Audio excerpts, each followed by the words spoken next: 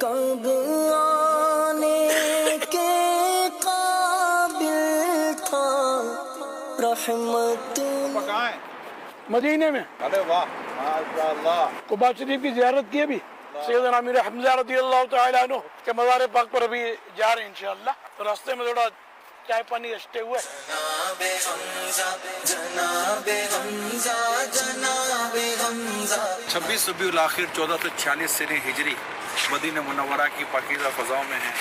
یہاں کے اس وقت رات کے 2:15 بج رہے ہیں اور اس وقت ماشاءاللہ امیر سنت کے ساتھ سید الشہداء حضرت امیر حمزہ رضی اللہ تعالیٰ عنہ کی بارگاہ میں حاضری کے لیے حاضر ہیں. سبحان اللہ. صلو علی الحبیب صلی اللہ علیہ وسلم. ان کے آگے وہ حمزہ کی جاں بازیاں شیر غرا نے سطوت پہ لاکھوں سلام. وفا کے بیکر عطا کے مظہر احد کے والی جناب حمزہ. وفا کے بیکر عطا کے مظہر احد کے والی جناب حمزہ. ہے زینت مسند شہادت بشان عالی جناب حمزہ. الحمدللہ مدینہ پاک کی حاضری کا شرف ملا ہے اور ہم احد شریف کی زیارت کے لیے آئے ہیں. یہ وہ مقدس پہاڑ ہے جس کے بارے میں اللہ کے پیارے پیارے آخری نبی صلی اللہ علیہ وسلم فرماتے ہیں وَهَذَا أُحُدٌ جَبَلٌ يُحِبُّنَا وَنُحِبُّهُ. یہ جبل احد ہے، ہم اسے محبت کرتے ہیں اور یہ ہم سے محبت کرتا ہے. سبحان اللہ. تو یہ پہاڑ عاشق رسول پہاڑ ہے. لا الہ الا اللہ لا الہ الا اللہ محمد الرسول اللہ محمد رسول اللہ صلی اللہ تعالی علیہ وآلہ وسلم. صلی اللہ تعالی علیہ وآلہ وسلم. ماشاءاللہ. اور سامنے مسجد مدینہ نبوی کے منورہ کا منارے نظر آ رہے ہیں. باپا ہم احد پہاڑ پہ تو ہیں لیکن مسجد نبوی سے تو ہم اوپر ہیں، تو بے ادبی تو نہیں ہوگی؟ آپ نے بڑا پیارا محبت بھرا سوال کیا اور اللہ ہم کو بھی بہت زیادہ ادب کی سعادت بخشے. تو ویسے مسجد نبوی شریف اس وقت کافی فاصلے پر ہے، منارے اونچے ہیں نا تو دور سے ہم کو نظر آ رہے ہیں. پہاڑ شریف پر ہم کھڑے ہیں نا اس وقت تو نظر آ رہے ہیں. اور ویسے دوسرے پہاڑ بھی ہیں تو بلڈنگیں اوپر اوپر ہو جاتی ہیں. اچھا پھر ہوائی جہاز اس سے بھی اوپر سے گزرتے ہیں. تو بے ادبی کا تعلق عرف و عادت یعنی رواج پر ہوتا ہے، لوگوں کے معمول پر ہوتا ہے. تو جس کو مطلب لوگ بے ادبی سمجھے نا وہ بے ادبی ہوتی ہے. تو ورنہ تو ایک زندگی دشوار ہو جائے گی. ہوائی جہاز میں سفر ہی نہیں کرے گا، کیسے کرے گا؟ دنیا میں کہیں بھی ہو تو ہوائی جہاز تو اوپر ہی ہوتا ہے نا، بادلوں سے بھی اوپر چلا جاتا ہے. تو یوں بے ادبی یہ نہیں ہے. سبحان اللہ ماشاء اللہ. تو وہ بھی کیا گھڑی تھی جب یہ احد پہاڑ پر ہم تھے اور کافی دیر تک وہاں پر رکے رہے اور وہاں آپ نے وہ بھی شعر پڑھا تھا ایک ٹھوکر میں احد کا زلزلہ جاتا رہا، رکھتی ہے کتنا وقار اللہ اکبر ایڑیاں. اگر یہ شعر بھی پڑھ دیں اور واقعہ بھی سنا دیں، کچھ مدینے کی باتیں بھی مزید کر دیں، وہ بیٹھ کر چائے پینا. اور یہ بھی اب یہاں ایسا تو کبھی کر بھی دے، یہاں تو کشش کیا ہے، وہاں تو بیٹھ کے چائے بسکٹ میں بھی کشش ہے. مدینے کی جو گلی تھی. سبحان اللہ. ایک ٹھوکر میں احد کا زلزلہ جاتا رہا، رکھتی ہیں کتنا وقار اللہ اکبر ایڑیاں. یہ سرکار اعلی حضرت کا شعر ہے اور یہ اس واقعے کو نظم کیا اعلی حضرت نے اشارے میں اپنے، یہ اشارے میں، یہ پورا واقعہ تو اس میں شامل نہیں ہے. تو ایک بار سرکار نامدار مدینہ کے تاجدار صلی اللہ علیہ وسلم، جس کو اللہ پاک نے بہت سارے غیبوں پر خبردار کیا ہے، تو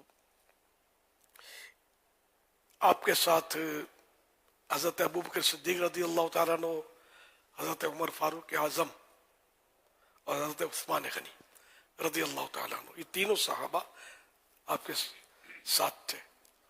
تو احد ہلنے لگا، اسی کو زلزلہ بولتے، اور تھر تھرانے لگا، ہلنے لگا. تو پیارے آقا صلی اللہ علیہ وسلم جو سب کی بولیاں بھی سمجھتے ہیں اور سب کو اپنی بولیاں سمجھا بھی سکتے ہیں، اور اللہ کی دی ہوئی طاقت سے عطا سے غیب کی خبر بھی دے سکتے ہیں. تو سرکار صلی اللہ علیہ وسلم نے احد پہاڑ کو ٹھوک کر ماری. اے احد ساکن ہو جا، ٹھہر جا. یہ مفہوم اب الفاظ لفظ ٹو لفظ تو بہرحال یہ کہ یہی ہے کہ مطلب کہ اے احد ٹھہر جا، اور تجھے نہیں پتا کہ تجھ پر ایک نبی، ایک صدیق اور 2 شہید اس وقت موجود ہیں. تو احد شریف جو تھا وہ اس نے ہلنا بند کر دیا نا، اس کا زلزلہ جو تھا، جنبش تھی، وہ ہلنا جلنا یہ رک گیا. اس سے کتنی باتیں کہ سرکار صلی اللہ علیہ وسلم نے احد کو فرمایا، احد سرکار کی بات سمجھا اور رک گیا. سرکار صلی اللہ علیہ وسلم نے حضرت ابو بکر صدیق کہا کہ ایک صدیق، ٹھیک ہے نا، چلو یہ سامنے سامنے صدیق، اور یہ دونوں تو ابھی بظاہر تو ظاہر حیاتی تھے، اب بھی حیات ہیں، لیکن یہ کہ ظاہری طور پر بھی حیات تھے. اور یہ شہید ہوں گے یہ کس کو پتا تھا؟ یہ سرکار نے پہلے سے بتا دیا کہ یہ دونوں 2 شہید بھی تجھ پر ہیں. اور احد سرکار کی بات سن کر اس نے ہلنا بند کر دیا. ایک ٹھوکر میں احد کا زلزلہ جاتا رہا، رکھتی ہے کتنا وقار اللہ اکبر ایڑیاں. یہ مطلب میں نے کہیں پڑھا تھا، خدا جانے کہ وہ شرح ہے اس کی بنتی ہے نہیں، یہ مجھے نہیں پتا، ان حضرت کو پتا ہو تو، کہ یہ احد پہاڑ اس لیے ہل رہا تھا، اصل وہ جھوم رہا تھا اپنے مقدر پر کہ میری قسمت بھی کسی واہ واہ کہ آج مجھ پر اللہ کے نبی اپنے 3 صحابہ کے ساتھ، خاص مقرب صحابہ کے ساتھ آج مجھ پر تشریف فرمائے، تشریف لائے ہوئے، اور مجھ پر اپنے مبارک قدم رکھے ہوئے. تو خوشی کے مارے وہ جھوم رہا تھا. یہ زلزلہ تھا. اب وہ خدا و تیرے جانے کہیں پڑھا تھا میں نے، ہو سکتا ہے کسی عالم صاحب سے سنا ہو. ہاں علماء بیان کرتے ہیں، تو یہ کوئی واعظانہ نکتہ ہے. اچھا اچھا، ہاں وہ کہیں لکھا ہوا میں، اب اللہ بہتر جانے کوئی شروعات میں لکھا یا نہیں پتا نہیں مجھے. یوں ویسے عقل میں آتی ہے بات، ہر چیز سرکار کو جانتی اور مانتی ہے، پہچانتی ہے، سوائے سرکش انسان اور سرکش جنات کے. سرکش انسان وہ جو ایمان نہیں لاتے. اچھا ہاں،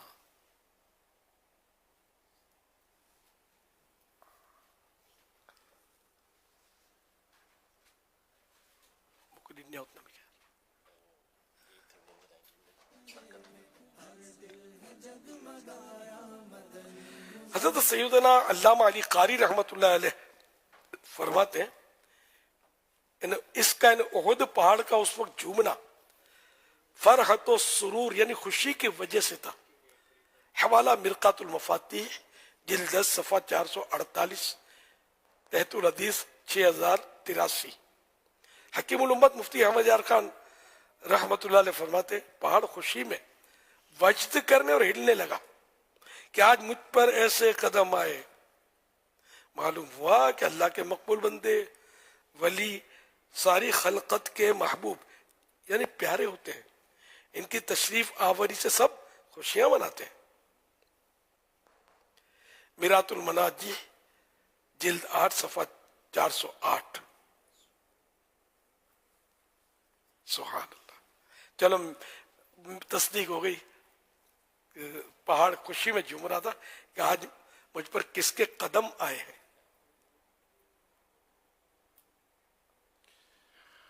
سرکار صلی اللہ علیہ وسلم نے جن ایک روایت جیسے بیان فرمائی کسی موقع پر ملفوظات میں، کسی میں جوتا پہن کر کسی مسلمان کی قبر پر پاؤں رکھوں تو اس سے میں بہتر سمجھوں گا کہ میں انگارے پر پاؤں رکھوں، کہ انگارے سے میرے پاؤں کے جوتے جوتے کا تلوا جھلس جائے اور میرے پاؤں جلے اس طرح کا، اور یا میں تلوار کی دھار پر پاؤں رکھوں کہ جوتے کا جو تلوا ہے وہ کٹے اور میرا پاؤں وغیرہ. یہ اس مفہوم کی روایت بیان کی، تقریباً اسی طرح کے الفاظ ہیں. تو اس پر میرے آقا اعلی حضرت کا عشق جو تھا اس میں مزہ آیا. جنہوں نے پڑھا ان کو پتا ہوگا کہ اعلی حضرت رحمۃ اللہ علیہ نے اس طرح فرمایا کہ یہ وہ فرما رہے ہیں کہ اگر کسی کے سر اور آنکھوں پہ پاؤں رکھیں تو 2 جہاں کا چین بخش دیں. سرکار صلی اللہ علیہ وسلم گویا کسی مسلمان کی قبر پر بھی پاؤں رکھ دے تو وہ مسلمان جو ہے اگر کچھ کمزوری ہو تو بخشا جائے. مثال مطلب، لیکن اعلیٰ حضرت کے جو الفاظ تھے وہ میں نے تقریباً یہی تھے جو مجھے بہت اچھے لگے تھے کہ یہ ہے عشق کی تشریح. یہ بھی وقت تھا، یہ بھی منظر تھا. مدینے کی گلیوں میں تھے، گھوم رہے تھے، جھوم رہے تھے، مگر حضور بہت جلدی یہ وقت جیسے کہ گزر جاتا ہے، بہت جلدی وقت گزر جاتا ہے. اللہ غنی کیسی وہ پرکیف گھڑی تھی جب سامنے آنکھوں کے مدینے کی گلی تھی.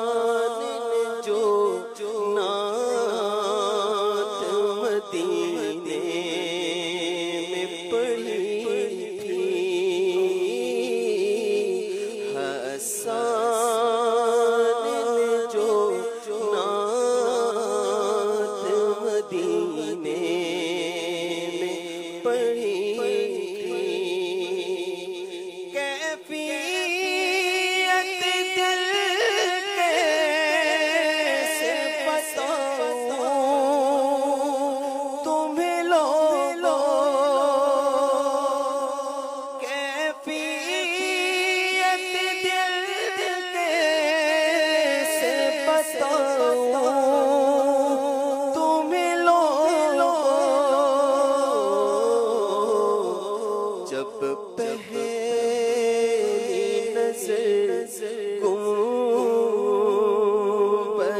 خضرا پہ پڑی تھی، جب پہلی نظر گنبد خضرا پہ پڑی تھی، اور مجرم تھا کھڑا سر کو جھکائے ہوئے در پر، مجرم تھا کھڑا سر کو جھکائے ہوئے در پر،